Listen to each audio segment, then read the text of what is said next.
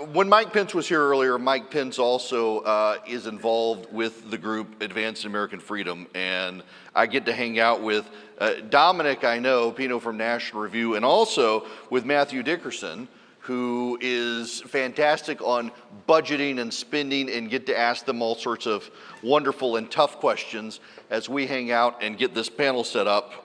And I believe we got a third person. Nobody wrote him down on my agenda, but we're gonna have a great conversation about the future of this country. So if I can bring the panel up, I think we're all set. And I'll let y'all all reintroduce yourselves as well. Good to see you, man. Thanks, man. How are you? Good to see you.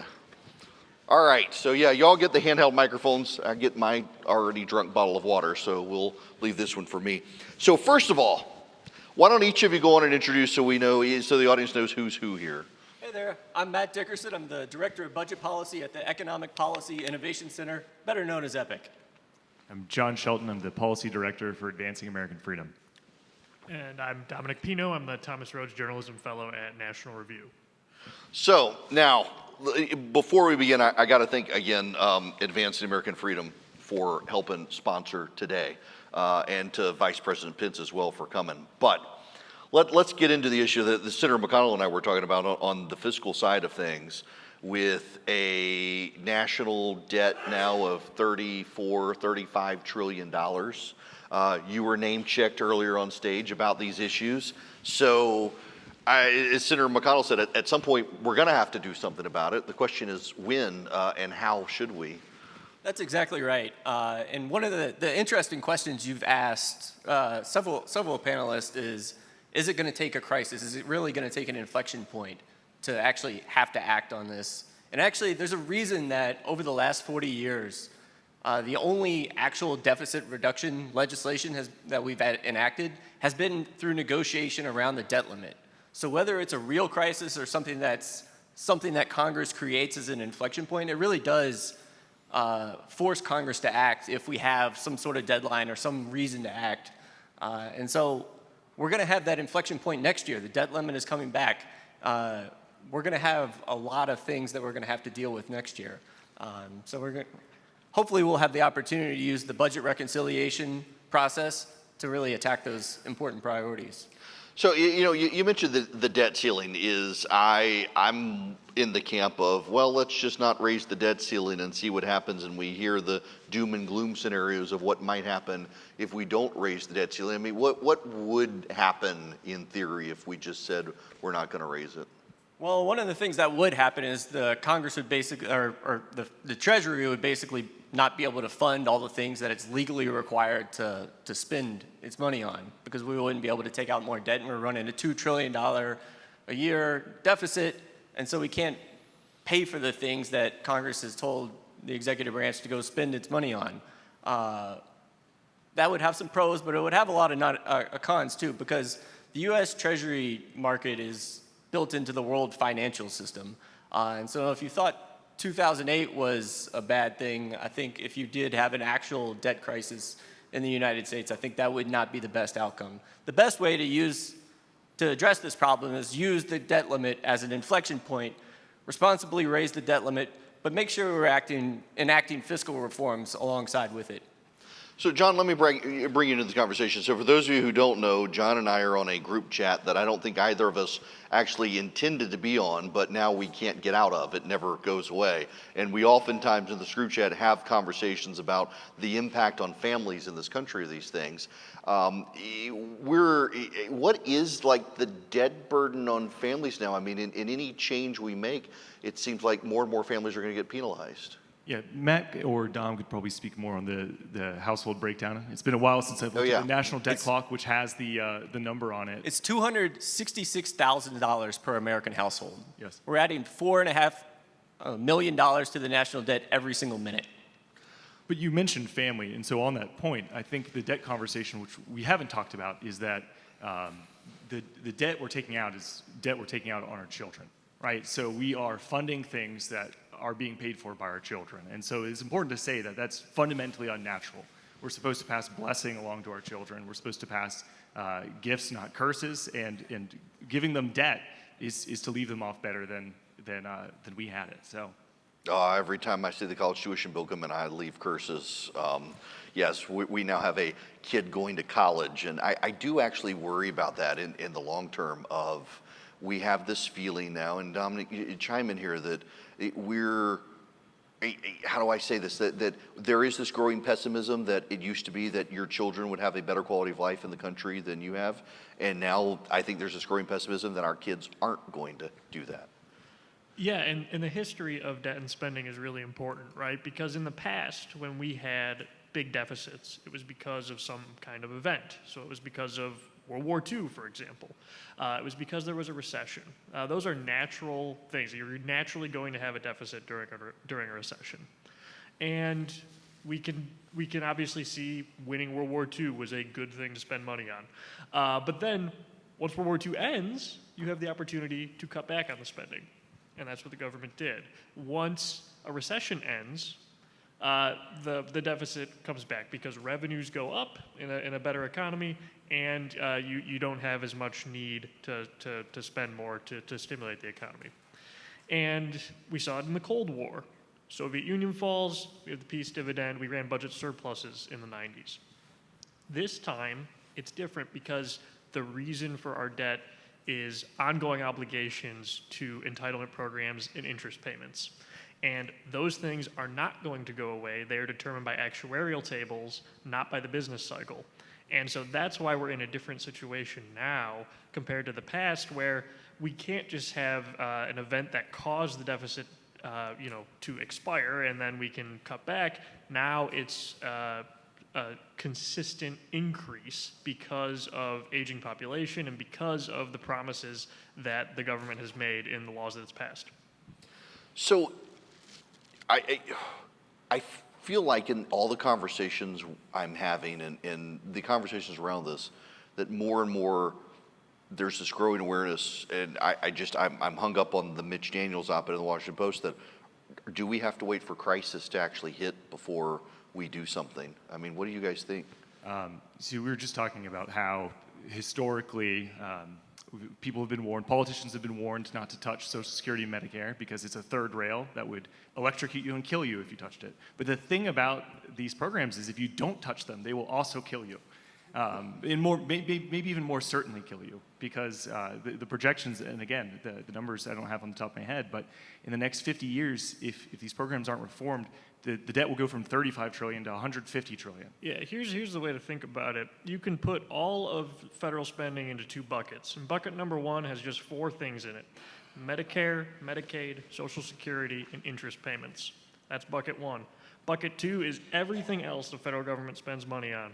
That's all of national defense. That's all the education spending, transportation spending, veterans benefits, law enforcement, national parks, everything, absolutely everything goes in bucket two. Bucket two, over the next 30 years, according to the Congressional Budget Office, is going to add somewhere between $3 trillion and $5 trillion to the debt. That's the imbalance between what it's going to pay and what it's bringing in. $5 trillion is a lot of money. I don't have to tell any of you that.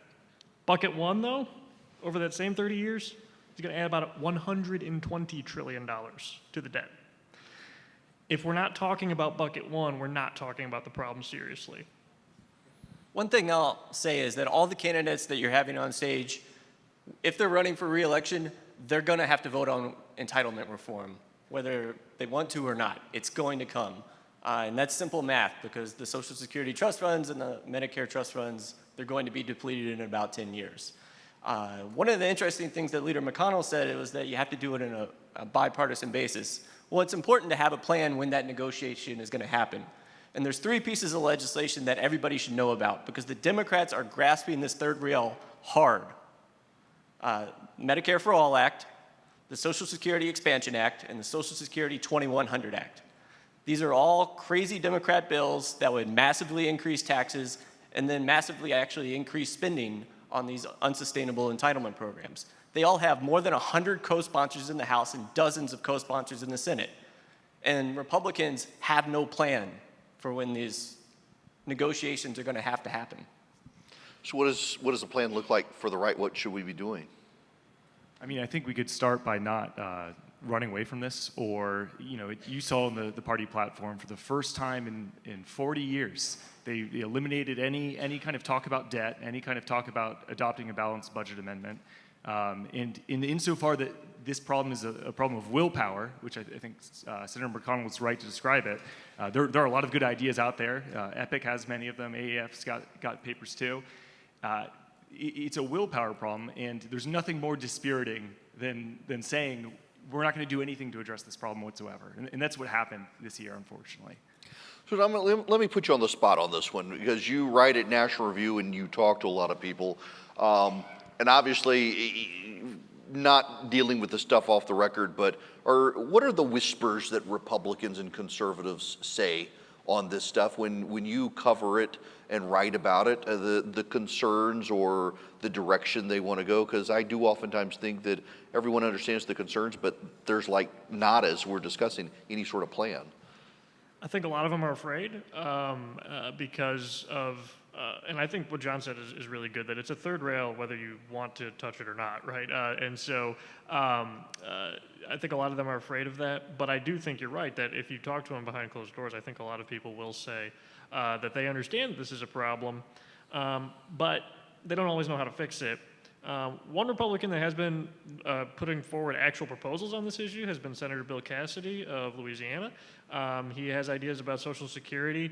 He has been going out and talking about those with voters and found that they actually are pretty open to it. And so he's one guy that's leading on that. And so it's not like nobody's doing it, and it's not like there aren't any ideas. And you could go to any number of different think tanks in Washington D.C. They all have a white paper on how to solve this problem, right? And the answer is probably not one of them. It's probably some combination of ideas from a lot of them.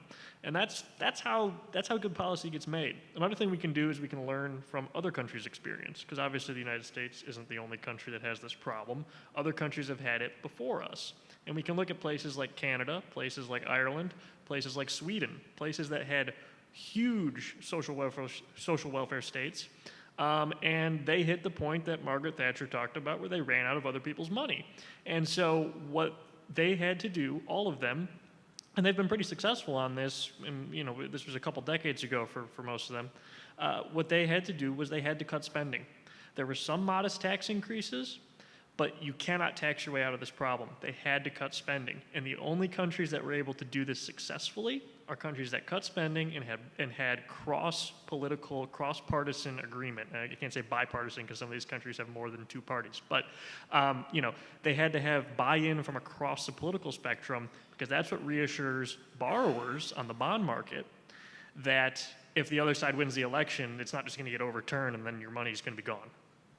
That's a good point, the stability and consistency. One of the issues that comes up all the time, and just totally spitballing this with you, because I hear it when you get in groups of conservatives say, we have the BRAC commission for the military. Shouldn't we do something like that for spending and entitlement? I mean, is that even in the conversation of maybe if Congress doesn't want to vote on this stuff, they'll outsource it to somebody to do it for them so they can say it wasn't us?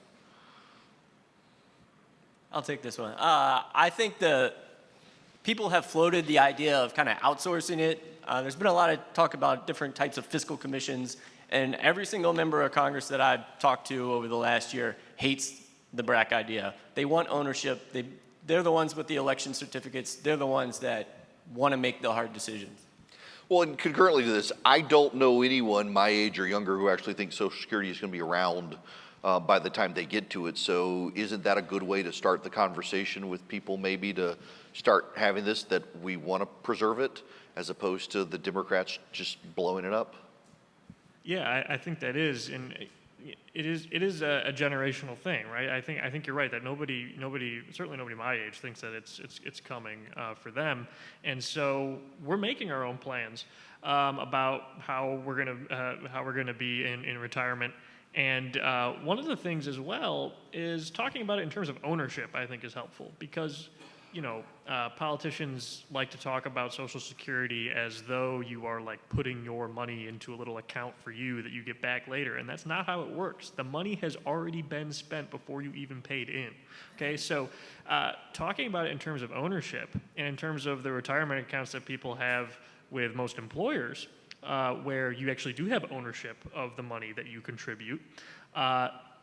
Ideas about ownership and about making sure that you actually have a stake in that future, and that the money is not just being taken from you and given to other people. I think that's another effective way to talk about this, especially with younger people who, like you said, are not counting on this program being around anyway. In the year 2024, what do we do exactly the same way that we did 90 years ago, right? So instead of having a very old system that locks people into a kind of one-size-fits-all program, why don't we sell something that's actually a winning message, that is choice and ownership and freedom, and we could actually make Social Security work like people think it does.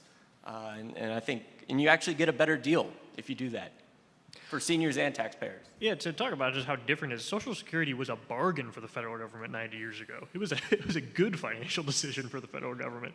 That's how far removed we are from the origins of that program.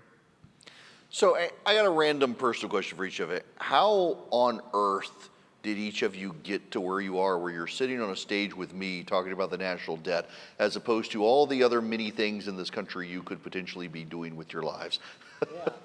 So I'm from a little place called Louisa County, Virginia, which is right in the middle of Virginia, and that's where a lot of our founders are from.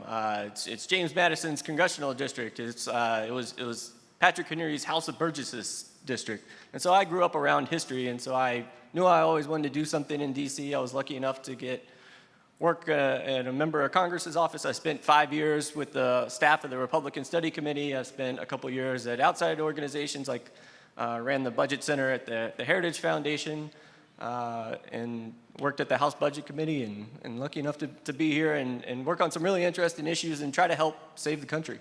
I just, again, your name comes up every time there's a budget issue. It's like, oh, I know this guy, and it's always you. You're like the budget guy.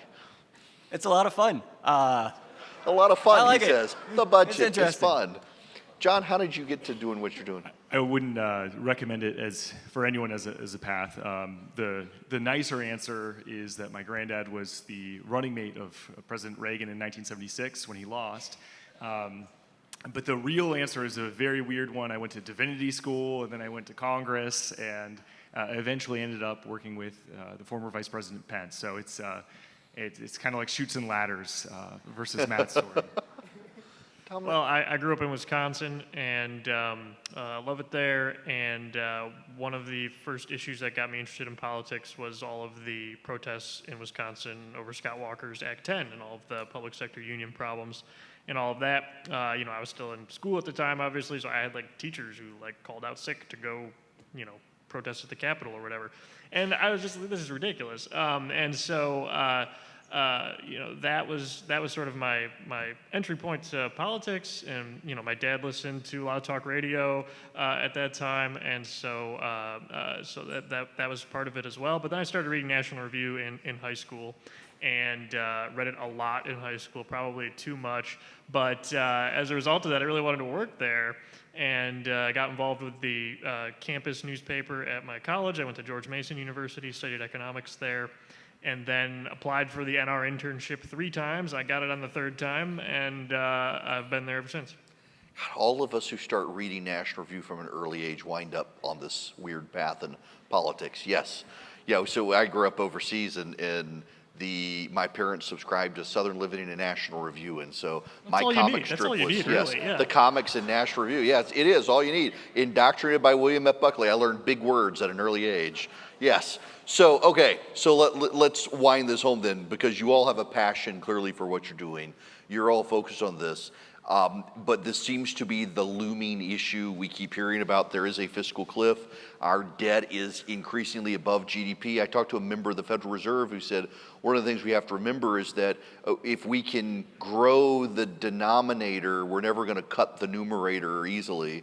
Grow the denominator, which means we've got to stimulate a lot of economic growth in the country, which as the Code of Federal Regulation grows, the ability to grow the economy shrinks. So is there any optimism here for our path forward from each of you? I think so. We have the 2024 Olympics this year, but next year, 2025, is really going to be the debt Olympics. there's a massive fiscal cliff coming. We have to deal with the expiration of the tax cuts. The debt limit is going to be reinstated on January 1st. 4 days into the next presidency, they got to deal with something called statutory pay-go, where there's automatic spending cuts that President Trump may not want to have to deal with. The discretionary spending limits are going to expire, and there's got to be a new negotiation on how much we're going to spend next year. And all at the same time, our fiscal situation, our fiscal space is going to be continuing to deteriorate. But we do have a great opportunity to use the budget reconciliation process, where you can pass stuff through the House, pass it through the Senate, get President Trump to sign it into law, where we can deal with things like securing the border, we can deal with inflation, we can preserve the tax cuts, we can get people back into the workforce, make work pay again, and we can work on draining the swamp. And so I think it's a big challenge, but I think it's an amazing opportunity next year. I'm a bit more of a dour German American by disposition, and so I'll start with pessimism, which is that the last time we paid off the debt was 2 centuries ago under President Jackson. Last time we paid down the debt, so just chipped away at it, was nearly a century ago under President Coolidge. There will be opportunities coming up, and that's very, very, very, very good. The cause for optimism is also maybe kind of pessimistic, which is that the closer we get to insolvency of these trust funds that hold up Social Security and Medicare, the more clear it will become that we need to do this. But at the same time, it will become more clear because it will become more dire, more difficult to do. If we had tackled this in the 2000s when people were laughing at George Bush for suggesting we should do private Social Security accounts, it would have been a lot easier. We have a lot less of a runway to get the plane off the ground before it crashes. And I'm just a big believer in the bond market. So eventually, people are going to stop trusting that the federal government is going to pay them back. We've seen this a little bit with higher yields on bonds in the last couple of years. We've seen it with credit downgrades from the rating agencies, and eventually that's going to reach a point where federal spending becomes even more unsustainable than it already is, and politicians will have to do something.